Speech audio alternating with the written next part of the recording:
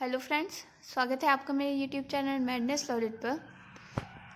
आज इस वीडियो से हम अपने चैनल पर constitutional law of India first part cover करेंगे। इसमें जितना भी सिलेबस में है लाइक BLLB 5th सेम में, तो उतना हम इस वीडियो सीरीज़ के में हम कवर कर लेंगे। सबसे पहले देखते हैं इसमें इंट्रोडक्शन। कॉन्स्टिट्यूशन मतलब क्या होता है? A constitution means a document having a special legal sanctity which sets out the framework and the principal functions of the organs of the government of a state and declares the principles governing the operation of those organs. एक बात मैं आपको और बता दूं, like अगर आप मेरी इस वीडियो सीरीज़ को फॉलो करेंगी ना, तो आपका जितना भी सिलेबस होगा 5th सेम का वो कवर हो जाएगा। उसके आपके नोट्स भी साथ के साथ बनते चले जाएंगे, क्योंकि मैंने इसमें प्रॉपर नोट्स बना रखे हैं एकदम नीट एंड क्लीन। तो अगर आप भी बनाएंगे ना, तो आपका भी एक अच्छा नोटबुक तैयार हो सकती है। देन कॉन्स्टिट्यूशनल लॉ क्या होता है? It means the rule which regulates the structure of the principal organs of the government and their relationship to one another and determines their principal functions.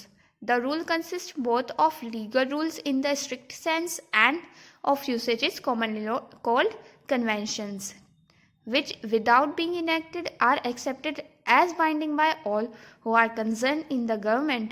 Many of the rules and practices under which our system of government is worked are not part of the law in the sense that their violation may lead directly to proceedings in a court of law. ये है constitution किसे कहते हैं और ये है constitutional law. इसके बाद हम एक छोटे से डायग्राम से हिस्टोरिकल बैकग्राउंड समझेंगे, क्योंकि मैंने इस पर ज़्यादा फोकस नहीं किया बिकॉज ये हमारे एक तो सिलेबस में है नहीं, और इसमें मैंने ओनली हेडिंग लिख रखी है। हिस्टोरिकल बैकग्राउंड क्या है इसमें? We can broadly divide the period as follow: 1600 to 1765, 1765 to 1858, 1858 to 1919, 1919 to 1947, and 1947 to 1950. 1600 to 1765 में हुआ था the coming of the British, मतलब इस टाइम पीरियड के दौरान ब्रिटिश आया था हमारे भारत में। फिर 1765 से 1858 में हुआ था beginning of the British rule, मतलब ब्रिटिश लॉ स्टार्ट हुआ इस टाइम पीरियड में। देन 1858 टू 1919 में एंड ऑफ कंपनीज रूल, मतलब जो कंपनी ने रूल्स बनाए थे। इससे पहले सेम में आपने लाइक 3rd और 4th सेम में आपने लीगल हिस्ट्री पढ़ी होगी, उसमें आपने ये पढ़ा होगा कंपनी रूल वगैरह। देन 1947 में हुआ था हमारा introduction to self government, and 1947 to 1950 में हुआ था the framing of the new constitution. Then 1600 to 1765 the coming of the British में क्या क्या मेन चीज़ें हुई थी? The coming of the British हुआ था, एंड लेजिस्लेटिव पावर हुआ था, एंड द चार्टर ऑफ 1726 भी आया था। देन इसके बाद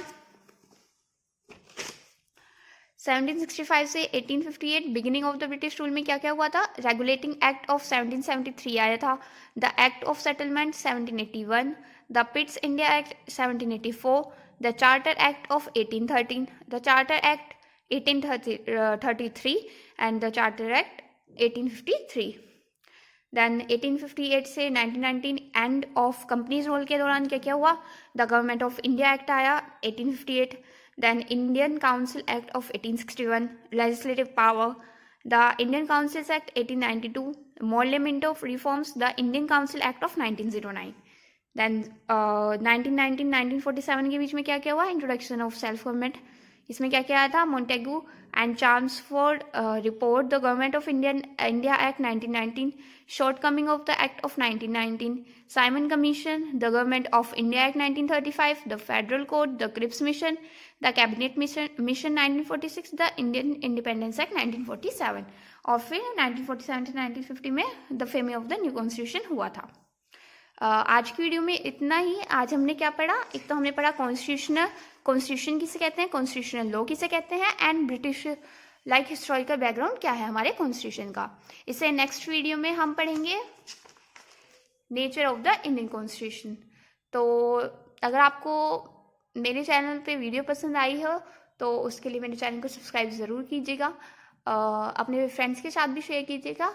वीडियो देखने के लिए थैंक यू। मिलते हैं इसी नेक्स्ट वीडियो में। Thank you, tata, bye bye.